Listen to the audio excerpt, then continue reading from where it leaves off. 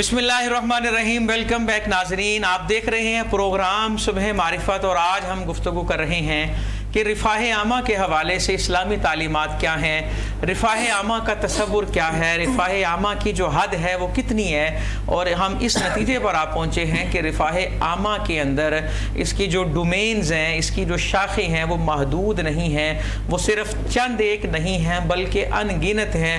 इंसान किसी भी लिहाज से अपनी खिदमात इसके अंदर पेश कर सकता है, लेकिन मकसद अल्लाह की रज़ा हो, अल्लाह के नबी की इताअत हो।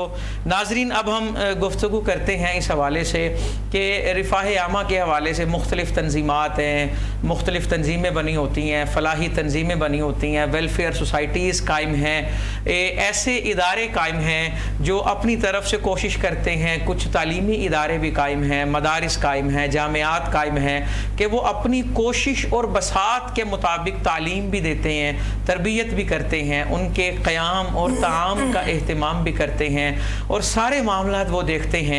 और मकसद यही होता है कि एक अच्छे मुआशरे की तश्कील की जा सके।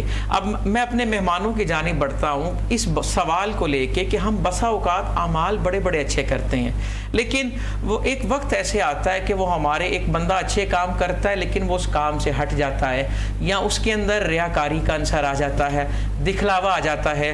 वो नेकी जो है वो उसके लिए बाइसे अजर बनने की बजाय उसके लिए वबाल बन जाता है। तो हम में से जो रिफ़ाह आमा करें और वो अपने इस अमल को बचाएं और अपनी इस अमल को संभाल के वो किस तरह रखेंगे, इस हवाले से कुरान क्या तालीम इरशाद फरमाता है, अल्लाह के नबी की फरामीन क्या हैं। डॉक्टर नासिर साहिब, आपसे गुजारिश करता हूँ इस पर आप रोशनी डालिएगा।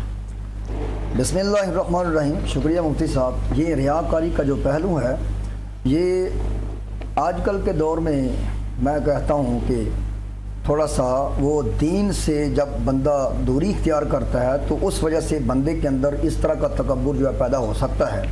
लेकिन पहले वक्तों के अंदर आप देखें, जो भी बंदा अमल करता था वो खालिस अल्लाह की रज़ा के लिए ही करता था।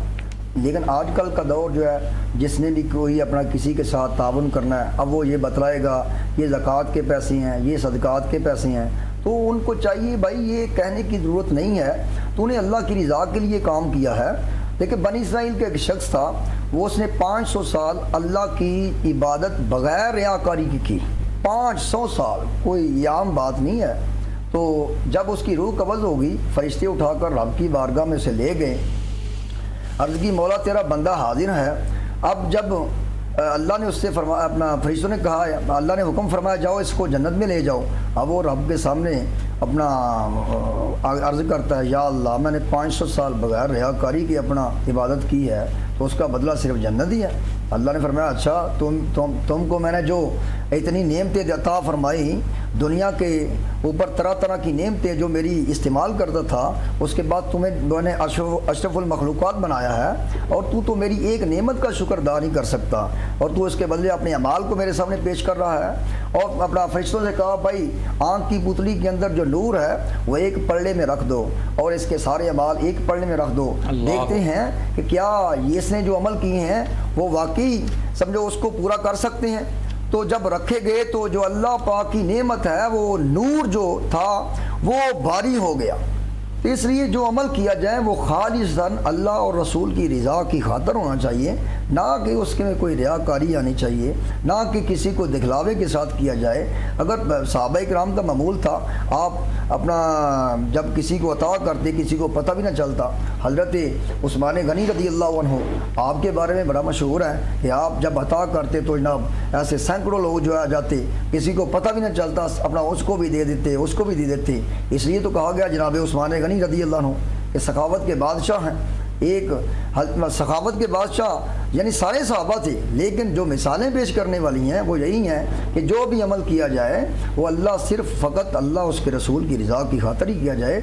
उसमें किसी किस्म का कोई और दिखलावा या उसमें रियाकारी या तकब्बुर की नीयत कि मैं जी आप अल्लाह की बारगाह, अल्लाह को इस अमल का जो इस तरह का रियाकारी का वो अल्लाह अमल को कबूल नहीं फरमाता। अल्लाह दिल की कैफियत को अपना देखता है, क्या ये मेरा बंदा जो है वाकई मेरे लिए खुशी का इजहार कर रहा है या समझो अपनी बल्ले बल्ले करवाने के लिए, अपनी वाह वाह करवाने के लिए।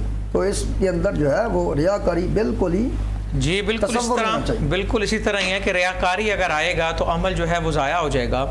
ناظرین، دیکھا یہ جاتا ہے کہ فلاحی کام کرنے والے بعض اوقات ان سے ایسے معاملات سرزد ہو جاتے ہیں، ارادتاً ہو یا غیر ارادتاً ہو، سہواً ہو قصداً ہو، کہ وہ جس کی مدد کر رہے ہیں، جن کی فلاح کے لیے وہ کام کر رہے ہیں، بسا اوقات ان کی عزت نفس مجروح ہو جاتی ہے۔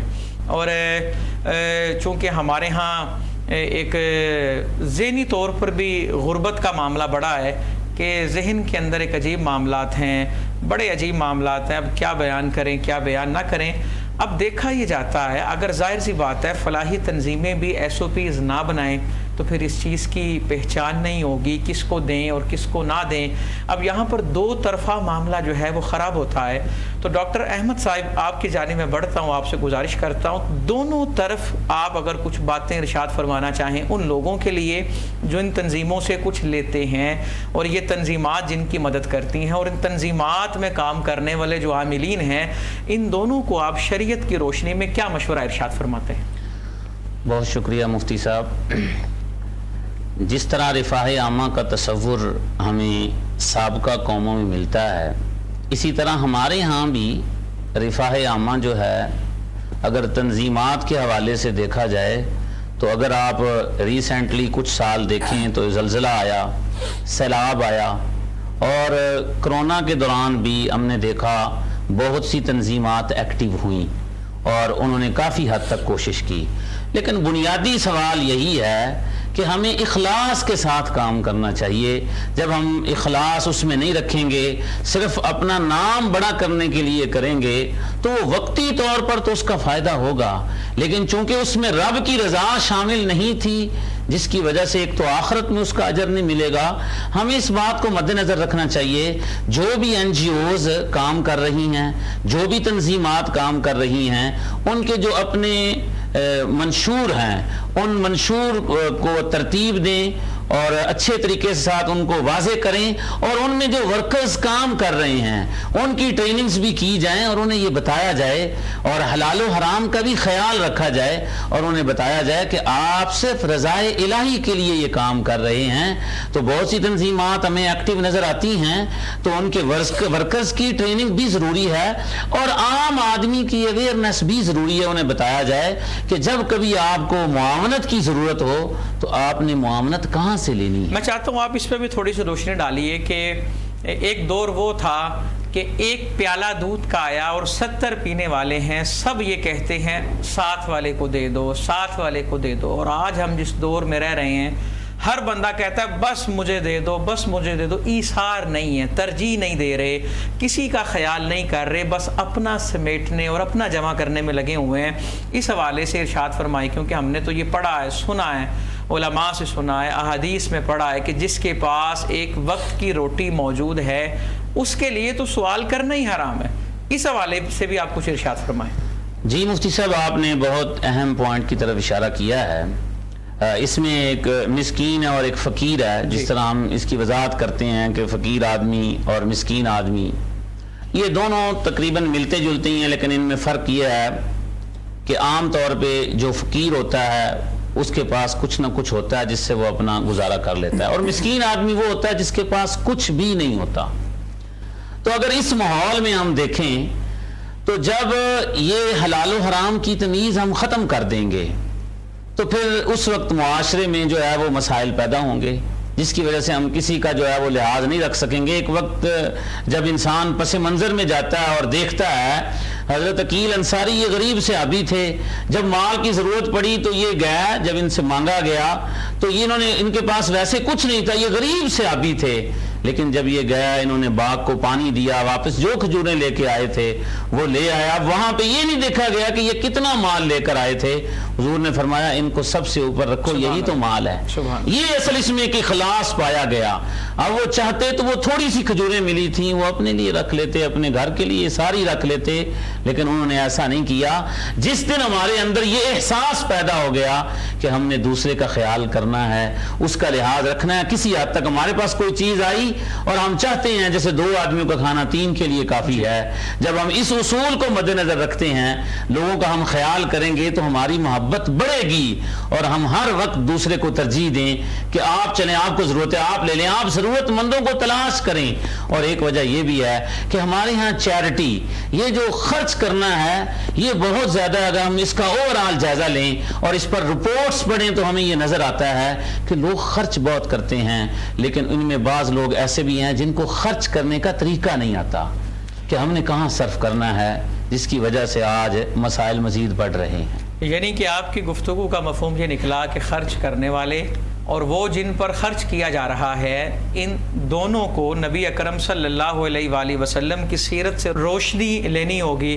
ناظرین، ہم اپنے مہمانوں سے اس حوالے سے ہم نے کوشش کی کہ زیادہ سے زیادہ جان سکیں. حضرت چراغ دہلوی رحمۃ اللہ تعالی علیہ نے اپنے مریدوں سے ایک روز پوچھا کہ بتاؤ دن کب چڑھتا ہے، صبح کب ہوتی ہے؟ کسی نے کہا جب دور سے پتہ لگے یہ شیشم کا درخت ہے اور یہ دوسرا درخت ہے. کسی نے کہا جب سفید اور سیاہی میں فرق واضح ہو جائے. المختصر یہ کہ سب نے اپنی اپنی تعریفات کی. آخر میں حضرت چراغ دہلوی کہنے لگے کہ یاد رکھو صبح تب ہوتی ہے جب کسی ضرورت مند کا ماتھا پڑنا آ جائے، اور جب جان سکو کہ اس کے ماتھے سے اس کی ضرورت کیا ہے، سمجھ لینا دن چڑھ چکا ہے. اسی طرح حضرت شیخ سعدی رحمۃ اللہ تعالی علیہ، ان سے ان کے کسی دوست نے ادھار مانگا تو ان کی آنکھ میں آنسو آ گئے. وہ کہنے لگا پیسے نہیں ہیں تو نہ دیجئے، رونے کی کیا بات ہے؟ اب کہنے لگے پیسوں پہ رونا نہیں آ رہا، رونا اپنی دوستی پہ آ رہا ہے. میرا دوست مصیبت میں ہے، اسے پیسوں کی ضرورت ہے، یہ بات تو مجھے خود معلوم ہونی چاہیے تھی. مجھے اس بات پر رونا آ رہا ہے کہ تمہیں کہنے کی نوبت کیوں آئی. تو ہم درد دل اگر رکھیں گے، اسی لیے کہا جاتا ہے کہ درد دل کے واسطے پیدا کیا انسان کو، ورنہ طاعت کے لیے کچھ کم نہ تھے کر رو بیاں. ہم درد دل رکھیں گے، احساس رکھیں گے، تب ہی خدمت خلق ہوگی، رفاہ عامہ ہوگا. رفاہ عامہ میں ہر بندہ اپنا حصہ شامل کر سکتا ہے. چونکہ پروگرام کا وقت اپنے اختتام کو آ پہنچا، آخر میں میں یہ عرض کروں گا کہ اگر ہم اپنا سوچنے کی بجائے سب کا سوچیں گے تو یقین کریں ہماری ہرس بھی ختم ہو جائے گی، ہوس بھی ختم ہو جائے گی، لالچ بھی ختم ہو جائے گی، اور ہم ایک دوسرے کے لیے جب زندگی گزاریں گے تو ہمیں وہ خوشیاں مل جائیں گی جو زندگی گزارنے کے لیے ضروری ہیں. ناظرین، ہم نے کوشش کی اپنے مہمانوں سے اس موضوع پہ زیادہ سے زیادہ جان سکے. میں آخر میں مہمانوں کا شکریہ ادا کرتا ہوں، اور چونکہ پروگرام کا وقت اپنے اختتام کو پہنچا، یہاں آپ سے اجازت لیتے ہیں. انشاءاللہ کل ملاقات ہوگی نئے عنوان کے ساتھ. اللہ نگہبان.